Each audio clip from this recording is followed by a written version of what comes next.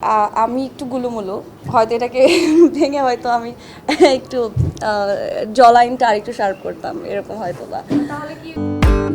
বিনোদন জগতে ছোট পর্দার অভিনেত্রী কেয়া পায়েল নিজের অভিনয় দক্ষতা নিয়ে দর্শক হৃদয়ে জায়গা করে নিয়েছেন। অভিনয়ের পাশাপাশি তাকে সামাজিক মাধ্যমেও দেখা যায়। নেটিজেনদের মাঝে অভিনেত্রীকে নিয়ে নানা আলোচনা সমালোচনা হয়। বিশেষ করে নেটিজেনদের দাবি সৌন্দর্য বাড়াতে প্লাস্টিক সার্জারির শরণাপন্ন হয়েছেন কেয়া পায়েল। আমি এভাবেই ঠিক আছে, এখন যেভাবে আসলে দর্শক আমাকে পছন্দ করে, আমার ভয় লাগে এগুলো অনেক। আমার মনে হয় যে কি থেকে কি করব, পরে আমার চেহারা যদি অন্যরকম হয়ে যায়, আমি যদি আমাকে নিজেকেই না চিনতে পারি, তখন আমার আইডেন্টিটি নষ্ট হয়ে যাবে। তাতে বড় কথা, আমার ছোট বোন মনে আমাকে দেখতে চিনবেই না। আমার ভয় লাগে এগুলো অনেক।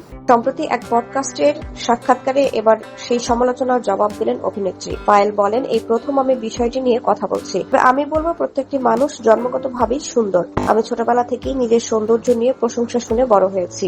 আমার কাছে প্রাকৃতিক সৌন্দর্যটাই বেশি গুরুত্বপূর্ণ বলে জানান অভিনেত্রী। বলেন, আমাদের দেশের মানুষ একটু অতি আবেগী। একজন যদি বলা শুরু করে, তবে অন্যরাও না জেনেই বলা শুরু করে। তারা জানেই না কি হয়েছে। এমনকি আমার 5 বছর আগের ছবি দেখেও এমন মন্তব্য করে।